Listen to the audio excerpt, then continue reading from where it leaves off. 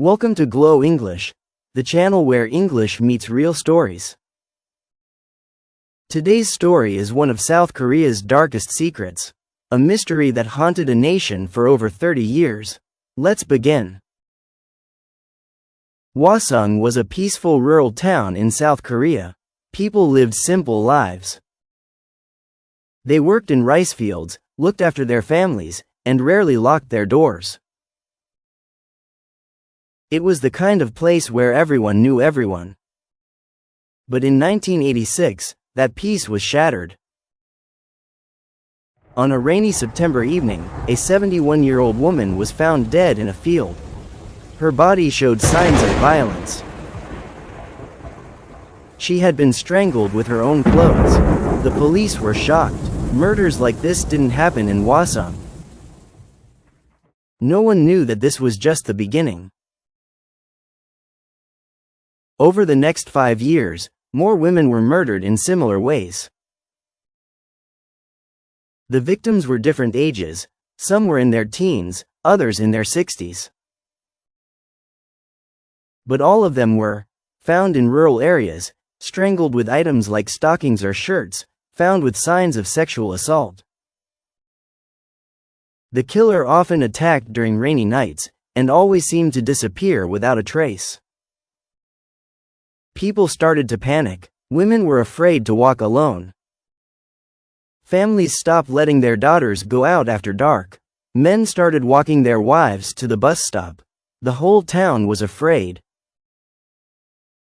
The police had no answers. This was one of the biggest investigations in South Korean history. Over 2 million police officers were involved during the 5 years. More than 21,000 suspects were questioned. 40,000 fingerprints were collected. 570 DNA tests were done. But nothing worked. The police arrested one man in 1989. His name was Yoon, and he was convicted for one of the murders. But he always said he was innocent. Still, with pressure from the public and media, someone had to be blamed. Years passed, and the killer remained free. By 1991, 10 women had been murdered. People stopped trusting the police. Newspapers called it the Hwaseong Terror. The killer had become almost like a ghost, always one step ahead, always silent. Parents made their children carry whistles. Shops started selling pepper spray. Crime shows discussed theories. Was it a soldier? A local man? A serial killer with a grudge? The case even inspired a movie, Memories of Murder, 2003, by director Bong Joon-ho. It showed how broken and desperate the police were. It also reminded people that the real killer had never been caught. For decades, the Hwaseong serial murders remained unsolved. The case turned cold.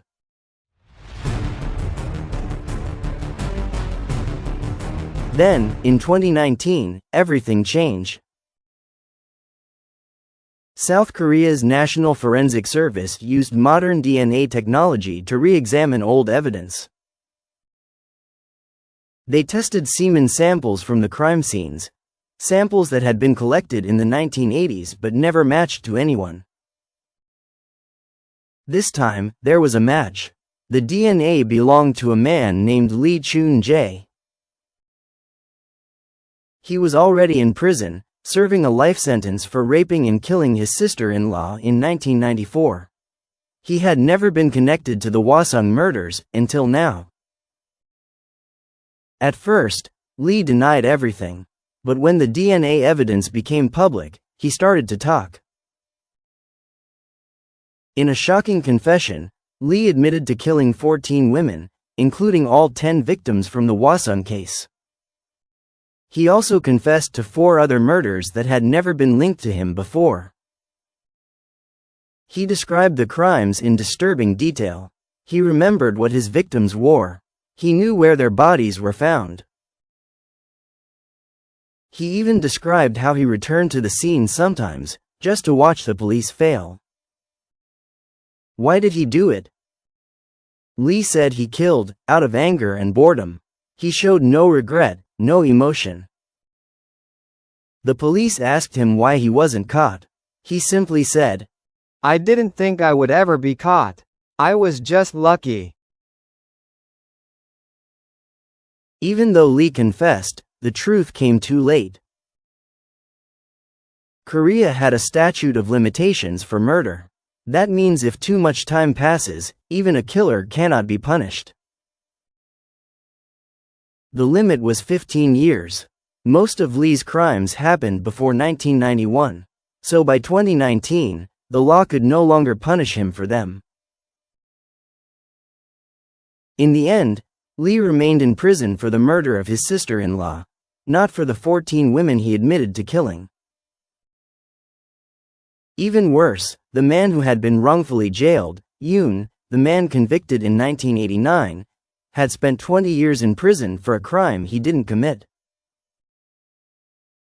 In 2020, the court finally cleared Yoon's name. He cried in court and said, "I want my life back, but it's too late." The Hwaseong serial murders changed South Korea forever. It showed the failure of the police system in the 1980s and 90s. It made the country rethink laws, especially the statute of limitations. It gave rise to public discussions about mental health, serial killers, and justice.